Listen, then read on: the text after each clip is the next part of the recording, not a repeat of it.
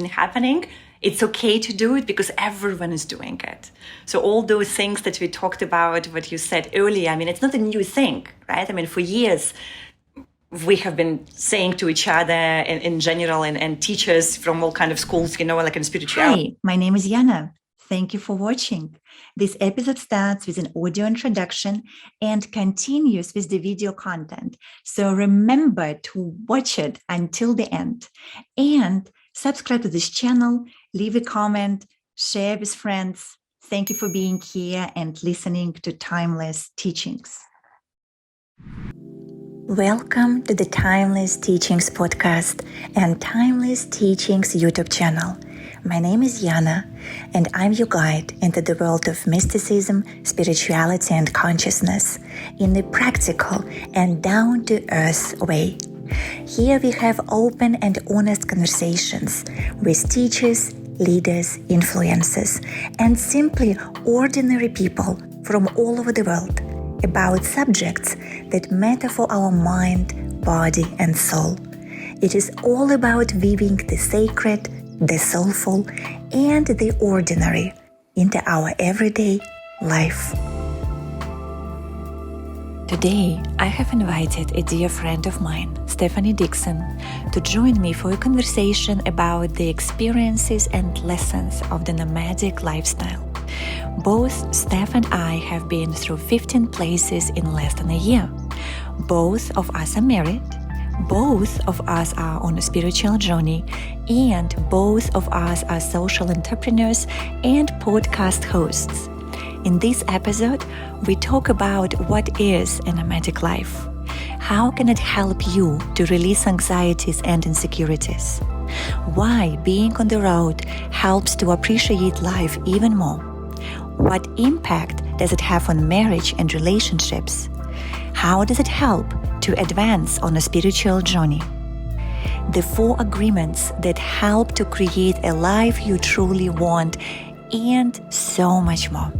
Make yourself comfortable and let's begin. Yay! Hello, Stephanie. Hi, Yana. It's so great to see you after not seeing you for a few months. I know, it's actually amazing. And I feel that we are like in this synchronicity moment, living a nomadic life for feels like a long time now. And I'm just so looking forward to our conversation to learn also everything. How was your experience around it? Because I know that you started, tell me actually a little bit about this. I know you started it when you left Singapore. Yeah, so my husband Jan and I started our nomadic journey in March last year. Mm-hmm. Yeah, and it was really just, getting to a point that as much as I love Singapore, we had just reached a point where we wanted to have a little bit of adventure and we needed to get out of small island vibes. And yeah, I think I really just wanted to experience something different before we kind of settled down in our potentially forever place. Before we had kids and everything, to just experience a different type of life. And one of the main drivers actually for me going on a nomadic journey was because I wanted to relax my anxiety and my fixations, because being nomadic and traveling and dealing with all of the changes, especially during a pandemic, definitely chills you out. Absolutely. Yes, I can definitely agree with that. I remember myself panicking also at the beginning and now I'm booking everything like one day before I fly pretty much. That's in my case. But yes, it definitely relaxes you. So like if you would look, yes, so if you just would look at it, right, since March, let me just ask you questions about you first. What are like the 3 maybe main aha moments, or like something that really you feel changed you like in a big way? What would that be? Yeah, I think the first thing is that I really did relax. I really, it was very similar. I started only planning stuff a week or 2 weeks in advance. In total, I went to 15 different places last year in 9 months, and I did 20 trips. So, and that was during the pandemic. So I feel very privileged that I was able to do that travel, but also, learning how to be more relaxed, flow into things, not plan, also have to deal with plans completely changing constantly. And it just definitely relaxed me and made me way more grounded and comfortable. That was one big thing. And then the second thing is learning to actually really appreciate and value a routine and feeling settled in one place, having your own space again, because we spend a lot of time with family and friends, which is amazing. But after a while, you're also like, oh, it's so nice to just be here with my husband and have our own space and be back somewhere super familiar and get a routine going again, because this is now, we're back in Singapore for a little while and we'll be here for like 7 weeks. And that's a really grounding amount of time compared to last year. So I think that being able to come home and appreciate routine and just normality again, it just gives it a refreshing perspective. And then the final thing I would say is just learning to appreciate life a little bit more and all the small moments and the small privileges. I think when you're kind of stuck in a mundane routine, on the flip side, and feel kind of stuck and you kind of get in your head, or at least in my case, fixate and spiral out of control, being able to have the flexibility to experience new things and have friends and just be in the moment so much more. And I think that was something that I was really in my head a lot of the time. But this experience allowed me to hone into that sense of adventure, that sense of awe, and really being way more present and grateful for what I have.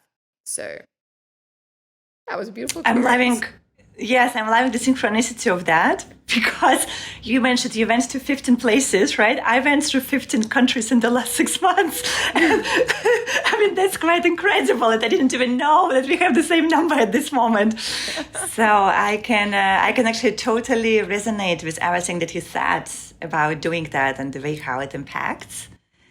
And I think particularly like during the pandemic, it's an entire like next level of having this kind of experience. I mean, we probably like all have heard about like gap years or sabbaticals or those nomadic lifestyle before. It's not a new thing. We know that people have been doing it.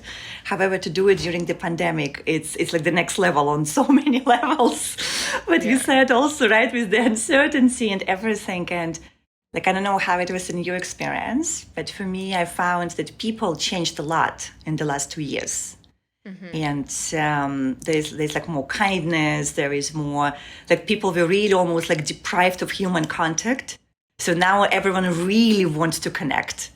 And like even now for me, interesting, I'm in New York at the moment, and I used to live in New York a very long time ago. So I remember New York to be just very, very busy.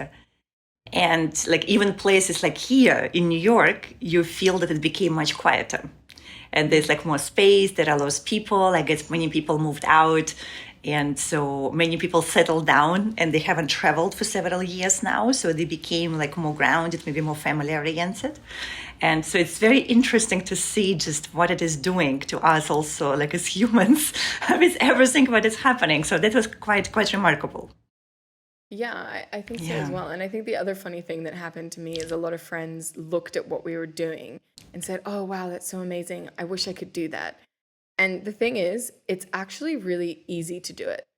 If you have a few little comforts that you need and you have your laptop and a good internet, I mean, we worked the entire time. You know, the whole 9 months we were away, we were working the entire time. And it's actually very straightforward and it's really fun. And we were inspired because I saw a friend doing it. And I thought, yeah, why not? We could totally do that as well. And I think people underestimate actually the ease of being able to travel in these circumstances now. And I think a lot of that is largely due to the pandemic and people being able to work from home and, you know, being having the freedom to work wherever they have an internet connection. So I think that's something that I also realized, that these things that seem really complicated, it's totally possible. We decided a year before we did it that we wanted to do it, and then we just made it happen. I don't know, what was your thought process in how you decided to also go on your I think about 3 months probably preparation for that. So after everything that was happening with like also 2020 and with the whole lockdowns, right? I mean, and just being at the time in Singapore, I mean, you know, all of those things. It was wonderful in one way to be with the family and everything. At the same time, it is a very small country. And so in that sense, you kind of go a bit of, you know, restless to being kind of in a place for such a long time. And also, I don't know if I'm coming to my what is it, 1/3 life crisis, right? I'm going to be 40 in a few years. Is it like my 1/3 life crisis? So, but yes, it's interesting also just to take some time to look at the things in a different way. Because, I think for you guys, you're like freshly married, right? And still you're thinking about settling and having kids. So it's like one stage in life. So for me, it's interesting. I'm with my husband 12 years and my stepson is turning 18 soon. So it's like a very different sort of stage in terms of just marriage and relationship. And I think it's not common, especially given I'm doing it alone also, right? So it's not common when a partner goes after 10 or 15 years together while everything, being good in the marriage, right? When you go, I'm just going to go away for 1 year. So see you, honey. So it was interesting to actually watch more other people's reaction.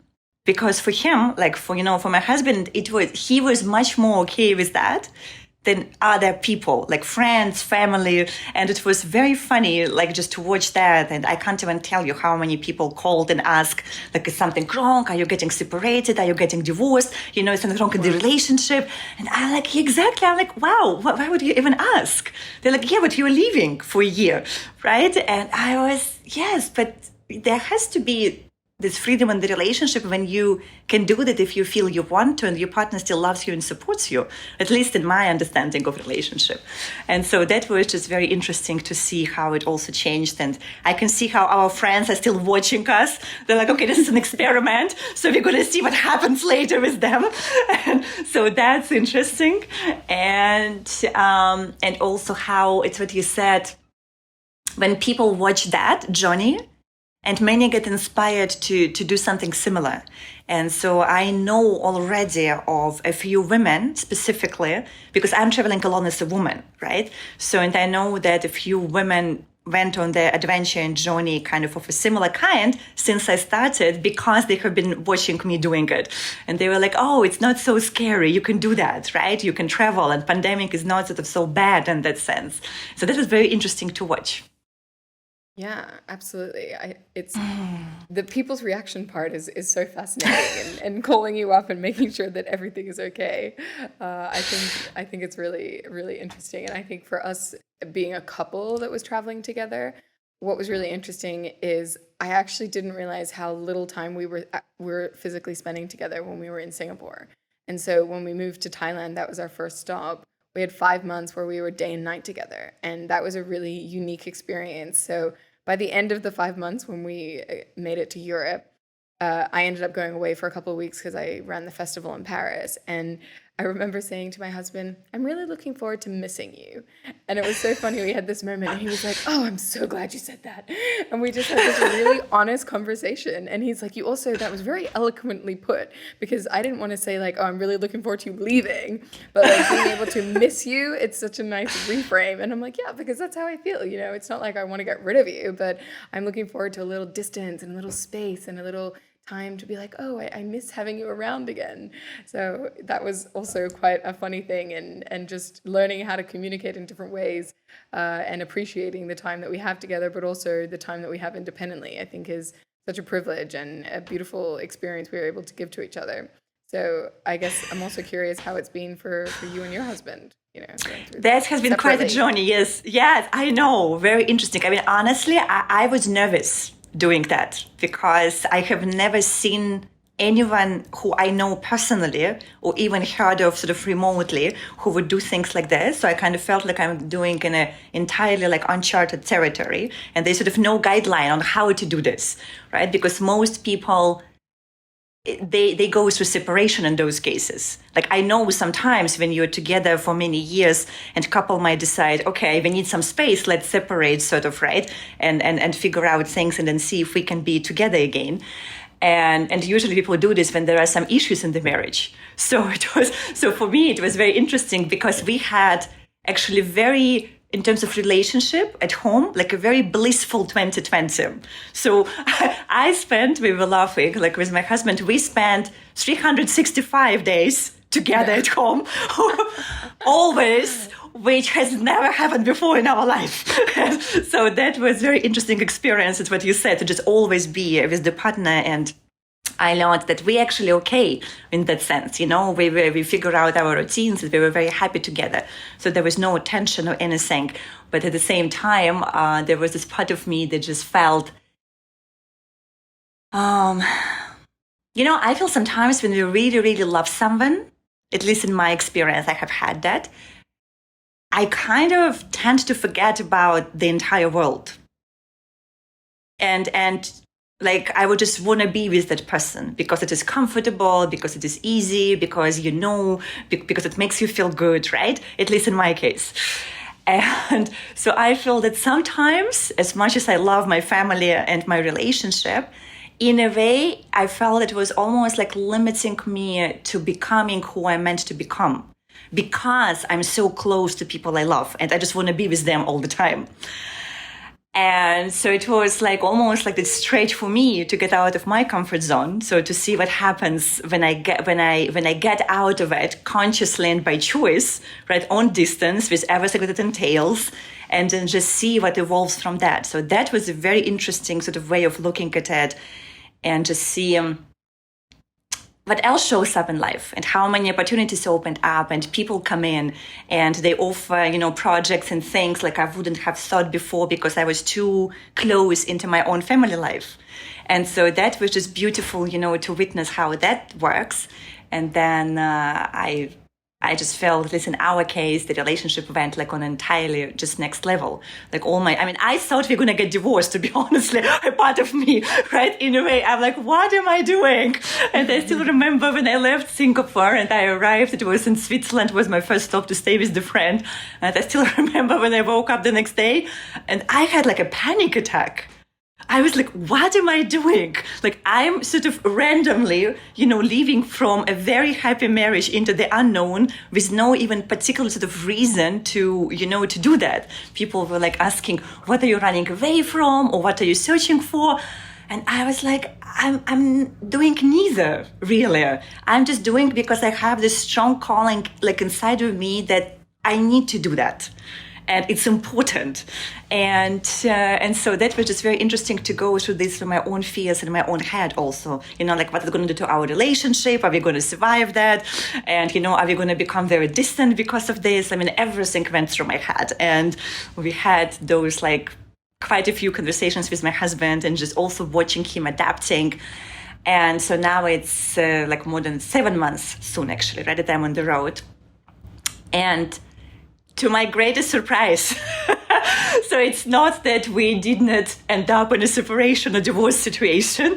It's more on the contrary that we actually became much closer, even though we are on distance, right? So just the level of connection and the level, of intimacy and the level just of understanding, it's quantum leaped.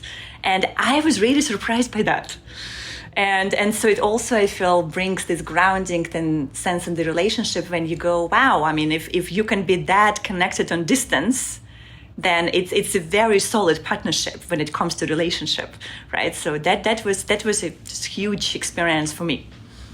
Yeah, it's pushing boundaries in different ways and forcing new perspectives and way to interact with each other. And that's beautiful that you guys are even stronger now, even with the distance.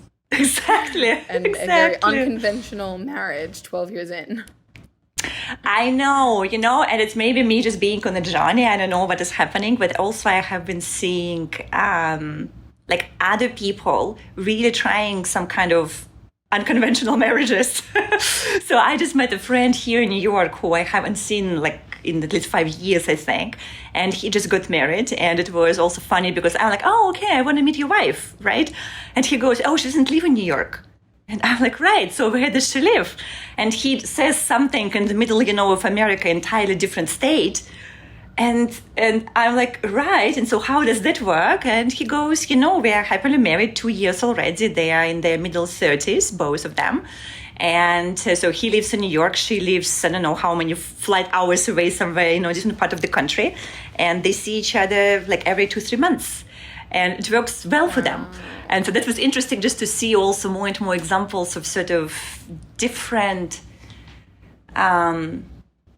different type of dynamics in the relationships maybe than our parents used to have, right? Because I don't know, I'm actually curious to ask you this question, like how your parents sort of were looking at this, because in my case, maybe because also I'm traveling alone. So both my mom and my dad and my parents got divorced also a very long time ago.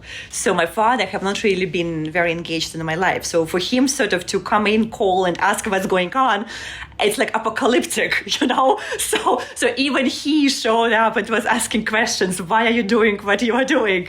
So it was interesting also to explain it to parents out of all people. And so I don't know how it is in your family. Yeah, I think my family kind of just accepts that we do life differently. I mean, when I started the company and left my job in fashion, like even back then, you know, my dad really didn't understand it at the beginning. He thought that it was a very bizarre life choice and that I was throwing away my career and blah, blah, blah. And then he turned out to be one of our biggest fans and was at all my events and really supportive and proud. And I think, so when I told my family that we were going to be nomadic for a while, and it was because I needed to, you know, I had an emotional breakdown in Singapore and I just needed to get out. I needed fresh space and fresh air and to kind of remove myself from the trap that I had created mentally in our apartment here. There was no question about it. They were like, okay, great. Hopefully we get to see you. I think it was more, you know, during these times, I think it's just hard not seeing family when you're used to seeing them a couple times a year.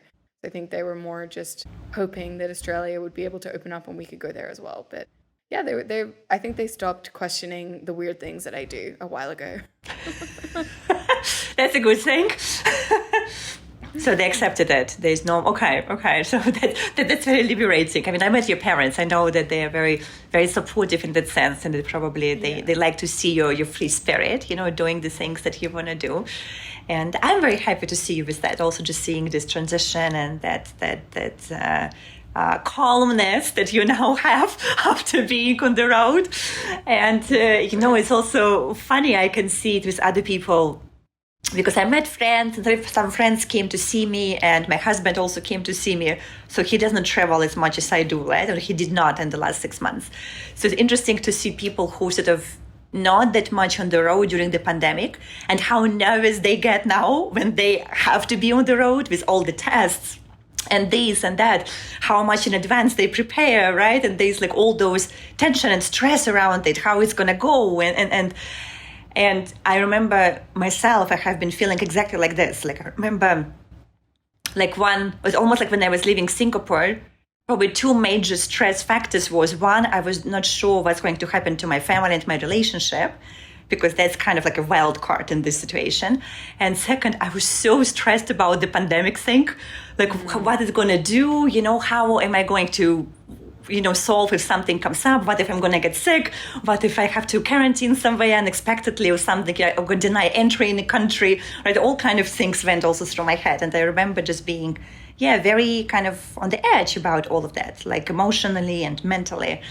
And now if I look back, like after going through those 15 countries, and I mean, it was in Europe and now it is United States, right?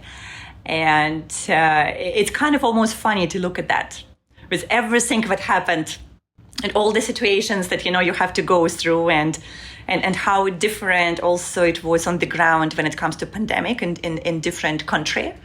And just to watch this, I don't know if it's a good analogy, you know, to say, but I feel that right now, people who are traveling like us around the world, it's a little bit like when you maybe have been traveling during the wartime and you're on the ground. You know, I mean, we don't have like a bombs and stuff dropping on us, but it's like an informational war a little bit. So with all sort of things.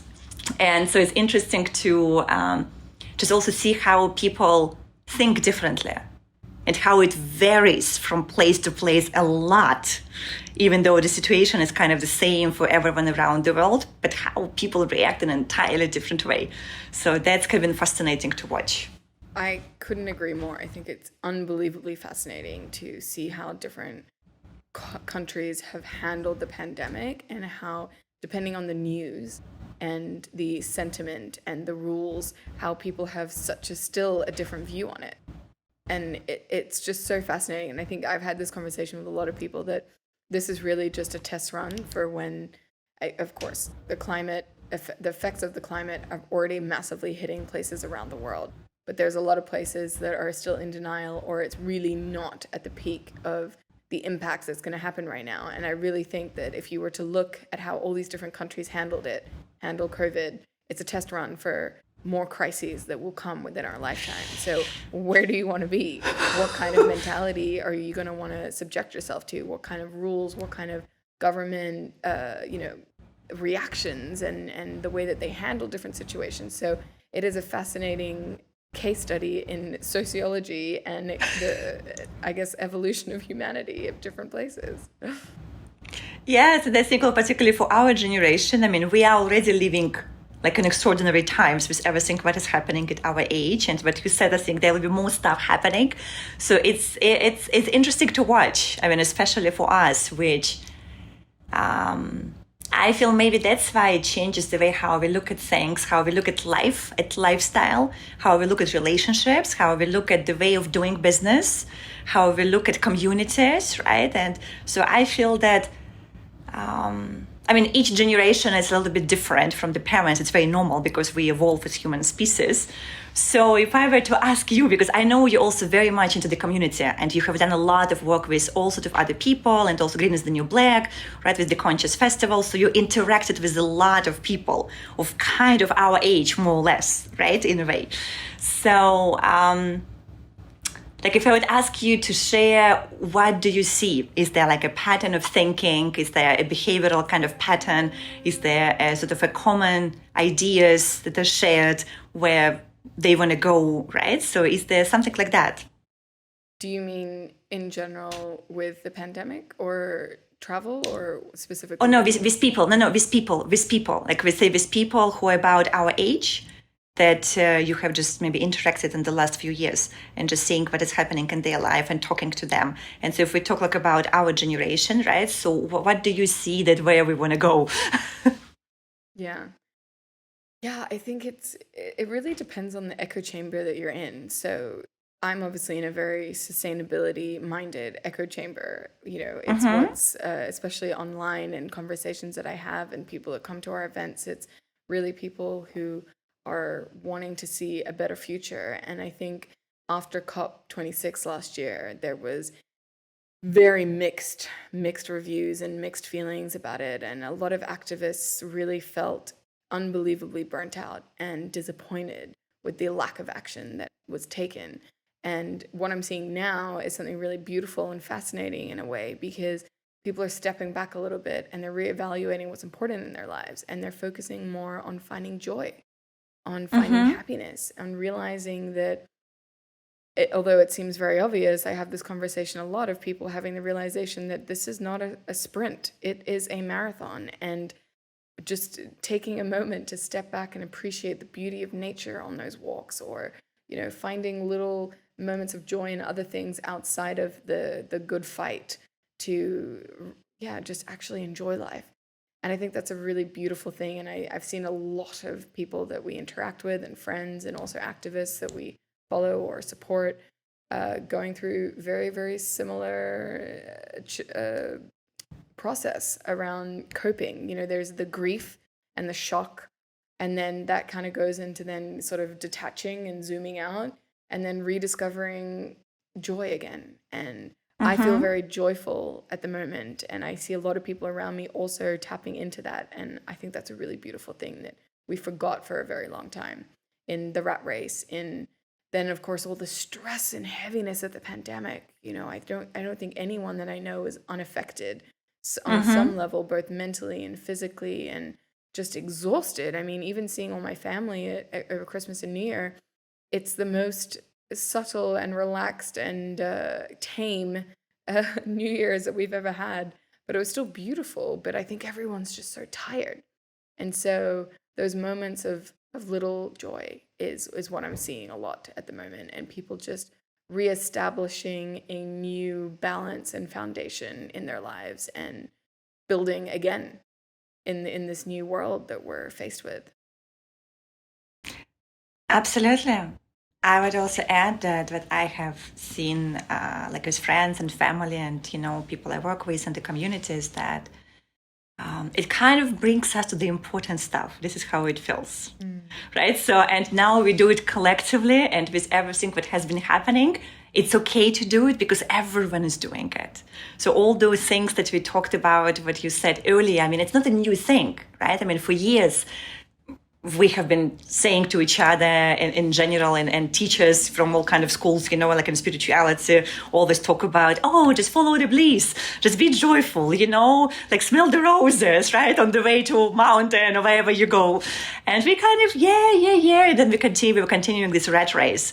And so it's interesting how just collectively, suddenly we're like, yes, let's smell the roses, you know, let's dance around the fire, let's have conversations that are meaningful. And so that is really beautiful to watch, like how that is happening, and also how it's happening all over the world. Because it's not just one country, right? I mean, both you and I have this experiences when we went to different places, and I have seen it everywhere, regardless of nationality or culture. And so that has been really beautiful to watch. It's just people become like more human. So that's the humanity just enhanced right now. And that's, I mean, to me, I feel it's very sort of like positive and optimistic where we're heading, which, and also, like, you know, I have been on a spiritual journey for many, many years, right? So that was the other very interesting one, to sort of realize that after all those years of practice, eventually it still brings you back into the society and life and family and friends and community and sort of work here, right? Not somewhere there. I mean, even though I do respect very much traditional practitioners, and I know quite a few, and so I know their life very well, and I totally see the value that for some people you sort of renounce everything and you go meditate at the monastery and you dedicate your life to that. And to me, it is very valid, you know, equally valid as doing something in the society. And at the same time, like we saw that like new age spirituality, and I feel also many people sort of wanting to do this and going into those like ashram and those places, and only to realize that life actually happens in the society.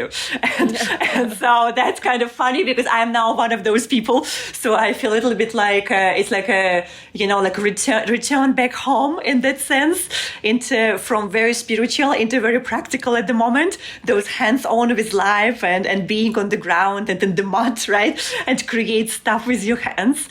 So that has been this beautiful experience also. And I feel that pandemic in particular was a huge factor for that.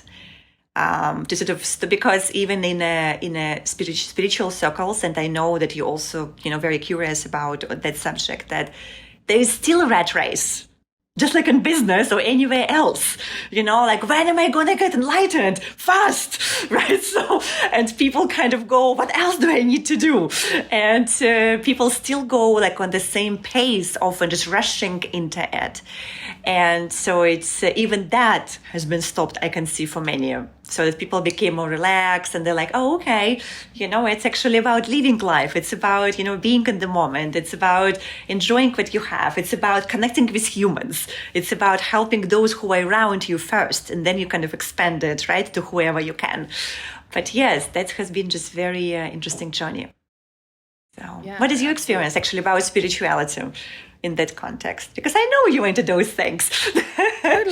Totally. Yeah, no, I mean, the biggest thing, well, one of the things that you actually taught me, and that I had to learn multiple times with you in very different packages, is that, you know, I can't speed up my journey of learning or my awakening or my spiritual understanding. And no matter what I do, I just can't speed it up. So there's a lesson of humility and patience, I think, and acceptance that it is just the journey and it is what it is. And I'm going to do all these different things, and I'm going to have these small moments of awakening, and I'm going to go up and I'm going to go down, and that's okay. And so I think I've just, over the years, learned how to accept that and sort of embrace it a little bit more. But one thing that has really helped me to feel more mentally, well, there's two big things that have helped me to be very much more mentally stable in, I would say, the last couple of months. One is I've stopped drinking, and I'm a bit of a party girl, for those that know me well, and that's been really refreshing, and it's definitely helped me to stop fixating so much and going into bouts of anxiety, especially when you're hungover and those kind of things. So sobriety has been surprisingly refreshing, although people say that, so it just took me a while to get there. But the second thing is I read the book, The Four Agreements, which is Tolek wisdom. And it's been life-changing, actually, because it's always, what I find anyway, the simplest things that have the most profound effect. So they have these 4 agreements that you can live your life by. And I've been using them as a mantra that I repeat in my head a couple of times before I get out of bed every morning for the last couple of months. And I think it has just really grounded me, and it completely reframed and repatterned the way that I show up in my life. So just to very quickly go through them. The first one is being impeccable with your word. And that means not saying bad things about yourself or others. That one is the hardest one, actually. I'm not so good at that one yet. But the next 3, I think, are much easier to implement. The second one is to not make assumptions. And instead, you ask questions and you just realize that you're creating all these stories. And I'm such a master storyteller about everything that happens in my life and little interactions with people. So just not making assumptions is crazy. And it's had such a profound impact on me and my fixation and my spiraling out of control, which is really where my anxiety is rooted in, those 2 patterns. And then the next one is not taking anything personally, because, you know, when you again, you're not creating stories, you're not taking anything personally, you don't know what someone else is going through. And it also has made me a nicer person, because when I'm not taking things personally from everyone, I'm also just sitting in a much more open and humble space. When it's not all about me, I'm just realizing and just, you know, holding space for how everyone else is showing up and not letting that affect me. And then the final one is always do your best, which is something I'm also still working on, but just realizing that your best is different every day. So these little 4 baby mantras that I just repeat in my head have just had a huge impact. And I really do feel like it's allowed me to catapult forward while also deeply accepting the fact that I can't rush anything. And there's such a beautiful slowness that comes with that acceptance. At least that's what I've experienced. Yeah. I love your honesty also, Steph. I mean, every time when I listen to you, this is incredible. Like, I love how you describe what you're learning and how you're honest about it, where you are at with your own learning. So that's the sort of humility in that. And this is really beautiful to see. And I feel maybe that's also one of the reasons why you are who you are today, because I have been knowing you for years now. And I can see you very different than when we met. You know, you definitely have like a different energy around you, a different presence. So the much more solidity and maturity and calmness about just how you show up in the world.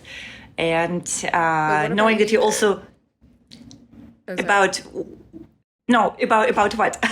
No, I also want to know spiritually what you have, or the growth, or what you've come to realize over the last couple of months on this journey as well. What's new in your life? I always love living vicariously through your lessons and trying to implement a little bit of what you're going through as well. You know, for me, thank you for asking this. And to me, it's a very interesting question, because I'm in a very new state in my spiritual journey in that sense.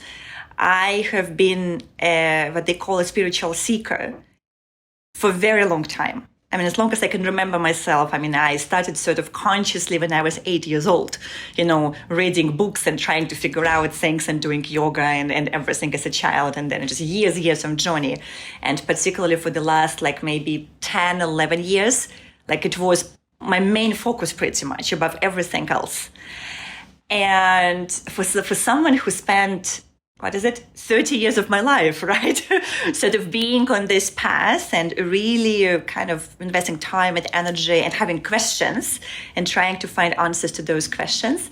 I'm in a very interesting stage since I started, you know, this traveling right now, where I don't have those questions anymore. And it's really interesting. You know, and so it's like I can't even say that I identify any longer with being a spiritual seeker, because I'm not really seeking anything anymore. And that's an interesting stage, because I also cannot say I found answers. I'm not sure I did, you know. So, but I don't really have questions anymore. And it's just interesting to sort of watch myself also being in that space. And because I also still support teachers, I support friends, and sometimes I show up like for their classes or workshops online, like we do things. And sometimes, I don't know, monks or someone, would be doing some teachings. And let's say I dial via Zoom, right? Just to be there to support them. And watching myself, checking in with myself, and I'm like, wow, I'm sort of really just here because I want to support my friend. There's no really reason otherwise for me to be. I don't have anything specifically to ask this person. And so that's kind of very interesting just place to be. And I don't know yet where it's going to bring me to. And at the same time, it feels sort of very, very relaxed, like in a sense. There's no that saying go, go, go anymore. And like I remember like how extreme I used to be when I wanted it so badly and I would do anything. And I think that in those 30 years, I probably left like no stone unturned. I tried every modality, I think every cathartic work, every psychedelic. I went to all kind of schools all over the world, shamans, teachers, priests, gurus, masters, anything. So I feel like I really tried it. And now I'm just happy to live my life. Go figure that. So it's a very interesting one. And I'm not sure if I gained any wisdom or anything doing any of that, but I definitely learned to appreciate. Okay, so I don't know. Well, if you say so. But from my perspective, I feel the main thing I learned is just I really now enjoy life. That's my biggest thing. Like I'm so in love with life and I appreciate it so much. And every day is a miracle, and I'm like seeing miracles everywhere and some things like in a simple things, right? So and now even like recently we had this conversation with the friend who just had a child, and to me, in my perspective, like I feel it's one of the greatest miracles we could experience in life because spiritually thinking and speaking, we are creating matter from non-matter. I mean, what could be more amazing than that if you think about it, right? So you create form out of the emptiness.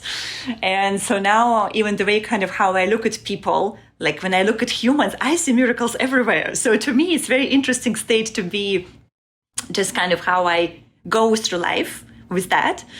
And it's just a very sort of calm and solid sense of joy and happiness, which stays. And more or less consistently. I mean, of course, a human being can sometimes sort of fall out of it usually because there are people around that something might be happening or circumstances. But then I still go back to it very quickly. And so that's a very interesting state when you're kind of stable in your just grounded happiness. And so I feel like I'm blissed out a lot. And sometimes I even had a few experiences which were hilarious because sometimes that bliss increases. And there are some days when I literally feel like I'm high, like for real. Mm-hmm. And I wake up in the morning and I'm like, what just happened? Why am I? But it's like high on life, right? And then I had a few situations where I would go outside, and I guess you can see with people in their eyes when there is that experience inside. So and I would go on the street, and a few times people would walk up to me, look at my eyes, and they're like, I don't know what you had, but I want to have that. Can you give it to me? They're like, what did you eat, smoke, or drink, or something? And I would just go into laughter because I was like, I'm like, how do I explain it to you? If I tell you that I'm high on life, you will never believe me anyway, right? And if I explain to you like how long it took me to get there, it's how do you transfer this? I mean, I can't transfer it to other people. At least I don't know how to do it yet. So, yet. But yes, exactly. I'm contemplating this idea. So how to do that? But I'm still contemplating it. But yeah, it has been very interesting. And what a beautiful space to be in, that you are just high on life. And I think that's obviously because you've gone on all these different journeys and well, actually not obviously. I think it's interesting. It would be interesting to kind of look back and understand, is this because you've done a lot of work, done a lot of self-work and a lot of reflection, or is it also just an age thing as well? Could be both, Can we you just know? get Yes. happier? You see it sometimes like with older people that they just learn to give a lot less of a shit as they get older, and they just realize what matters in life and all that kind of thing. But I'm sure it's actually a combination for you in your case, because I think not everyone gets to the stage that you're at where they're all high on life. It's actually a great point that you're bringing, and I feel it's important to talk about it a little bit also, because I also feel it's both. And I have been, that I watch human beings. I love watching people. I study people. It's one of my big things, right? So I'm always paying attention to what is happening around me and when I just interact with human beings. And even that, I have been watching people who are older, like in their 70s and their 80s, right? Like to your kind of point. And it's interesting to see that I think it's still important to heal major things that need to be healed. Like if there is something that happened, like a major trauma of any sort, and it really bothers a person, then I think it's important to do all the necessary work to fully heal it so that you can become joyful and happy. At least when you're older, we have to at some point become that one way or another, right? So because I can see with people like exactly in those 70, 80, age, that those who sort of made peace and healed everything, they're really happy. So, but those who did not, they're really unhappy. And that's actually very sad to see, because then they're still tormented by things that maybe happened like very, very long time ago. But because they never made peace with that, I personally find it's a very sad sort of elderly time when you are of this age and you're still tormented by life. I feel when you are above anything that is 70, I think you should be happy permanently, And if you are not, you have to do more healing, I guess, for that. And because otherwise, what would you care about at this age, right? At some point, technically you should be completed all the major life cycles. Usually this happens. And so you can just enjoy life. And I can see it like also with my parents-in-law, and, all kind of other people also. That so it's both. I think we should do both. Yeah, absolutely. We shouldn't settle to be tormented for the rest of our lives. So do the work, do the healing, get better, get happy, so we can all get high on life. How beautiful. Exactly. So I would say let's just do all that. And on this wonderful note, which is a great way to sort of, it's like a higher chord, right? So let's pause it, that we can always continue this conversation later.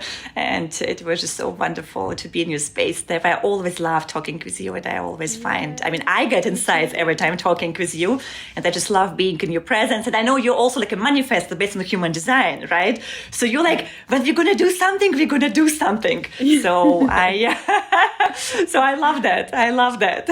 So thank you for being you. Always wonderful. And I can't wait till we get to hug in person again soon. Hopefully. I know, soon. Yes. So lots of love to you. Lots of love to you too. Wow. Thank you for listening, and thank you for watching Timeless Teachings Podcast and Timeless Teachings YouTube channel are the online platforms for raw, real, and unfiltered conversations about spirituality, mysticism, and consciousness in a practical and down-to-earth way. We invite guests from all over the world to show you the variety of systems, schools, tools, and life stories that give the promise of illumination, or what is called liberation, in all aspects of a human life. It is up to you to decide which path resonates with you the most at this moment of your life. Only you know what is right for you. Did you enjoy the interview? Feel free to share this episode with friends, subscribe to the podcast and YouTube channel, and follow us on social media. Stay wild and be humble. До встречи!